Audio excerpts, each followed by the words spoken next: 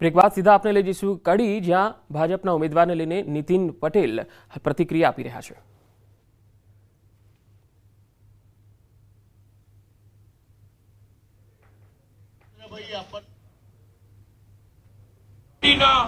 વખાણ કરતા હોય છે, કડીની એકતા, કડીની શિસ્ત એના વખાણ કરતા હોય છે, તો એને વધુ સારી ઉજ્જવળ બનાવવા આપણે સૌ બધા નાના મોટા કોઈ મનભેદ હોય તે બધું ભૂલી ફક્ત ઓપરેશન સિંદૂરની સફળતા માટે માનનીય મોદી સાહેબને, માનનીય આપણા અમિતભાઈ શાહને, જેપી નડ્ડાજીને, CR પાટીલજીને અને આપણા મુખ્યમંત્રી માનનીય શ્રી ભૂપેન્દ્રભાઈને ધ્યાનમાં રાખી આપણા વીર સૈનિકોને પ્રોત્સાહન આપવા બધા જ મત કમર ઉપર પડે એવું કરીએ એવી વિનંતી સાથે સર્વનો આભાર. અસ્તુ. ભારત માતા કી જય. ખૂબ ખૂબ તો નીતિન પટેલ કે જેઓ પ્રચાર માટે કડી પહોંચ્યા છે અને તેમણે કહ્યું છે કે ભાજપનો જે ઉમેદવાર છે તેમને જીતાડવા માટે સૌને અપીલ કરતા જોવા મળ્યા. જામનગરની સરકારી ગુરુ ગોવિંદસિંહ હોસ્પિટલ વિવાદમાં આવી. હોસ્પિટલના વહીવટી વિભાગમાં ફરજ બજાવતા 2 કર્મચારીએ ₹17,20,000ની ઉચાપત કરી હોવાનું સામે આવ્યું. હોસ્પિટલમાં આઉટસોર્સિંગના 2 ક્લાર્કે ઓક્ટોબર 2023 થી એપ્રિલ 2025 સુધીના સમયગાળામાં કર્મચારીઓના પગાર બિલમાં ગોબાચારી કરી લાખો રૂપિયા પોતાના ખાતામાં જમા લઈ લીધા. આ બાબત તિજોરી કચેરીને ધ્યાન પર આવતા તેમણે હોસ્પિટલના સત્તાધીશોને જાણ કરી. હાલ તો હોસ્પિટલ તંત્ર દ્વારા બંને કર્મચારીઓને છૂટા કરી દેવામાં આવ્યા. તો ગઈકાલે હોસ્પિટલના ડોક્ટરે બંને સામે પોલીસ ફરિયાદ નોંધાવી છે. પોલીસે બંને સામે ગુનો નોંધી વધુ તપાસ હાથ ધરી.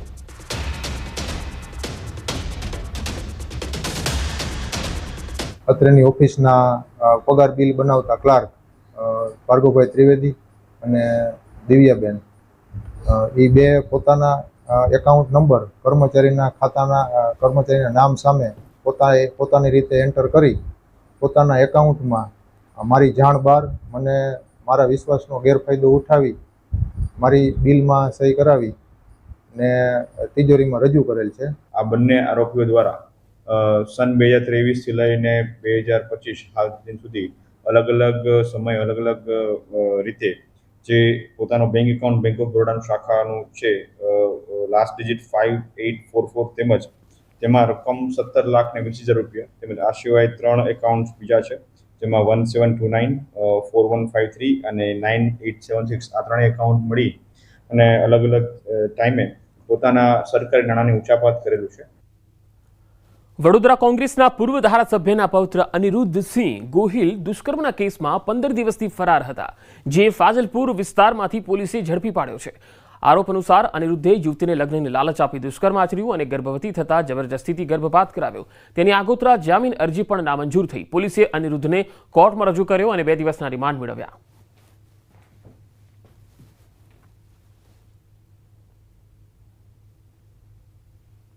રેપ વિથ એબોર્શન વિથ એટ્રોસિટીના કામે આરોપી અનિરુદ્ધસિંહ રાજેન્દ્રસિંહ ગોહિલ એ ગઈકાલે ખાનગી બાતમી રાહે ક્રાઇમની ટીમ, લોકલ પોલીસ સ્ટેશનની ટીમ અને SC/SC સેલની ટીમના હાથે પકડાઈ ગયેલ છે.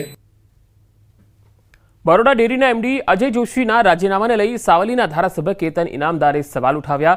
ડેરીમાં ચાલતા કૌભાંડને લઈ ફેડરેશન દ્વારા રાજીનામું લેવાયું હોવાનો ધારાસભ્યએ આરોપ લગાવ્યો. કેતન ઇનામદારે મેરાકુવા ગામે ડેરીના મૃતક સભાસદોના ખાતામાં રૂપિયા જમા કરાવી લાખોના કૌભાંડનો પર્દાફાશ કર્યો હતો. ડેરીના સત્તાધીશો નહીં પરંતુ જિલ્લા રજિસ્ટ્રાર દ્વારા કૌભાંડની તપાસ કરાવવા તેમણે માંગ કરી. મેરાકુવા સાથે વડોદરા અને છોટાઉદેપુરની અન્ય ડેરીઓમાં પણ તપાસની તેમણે માંગ કરી. MDના રાજીનામા બાદ બરોડા ડેરીમાં મોટા માથાઓની સંડોવણી હોવાની શંકા વ્યક્ત કરાઈ છે. બરોડા ડેરીના MDએ તપાસ આપી હતી. તપાસના 10 દિવસનો ટાઈમ આપ્યો હતો.